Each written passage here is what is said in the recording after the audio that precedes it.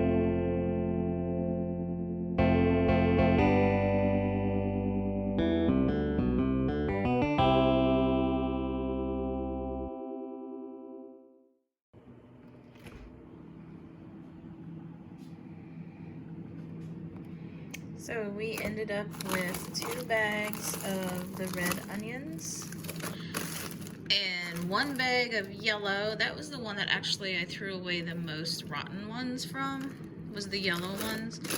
And then we have 3 bags of white onions, and then that bowl that you saw me putting onions in earlier, we used for our hibachi that we had last night. And then y'all are seeing what's inside my refrigerator.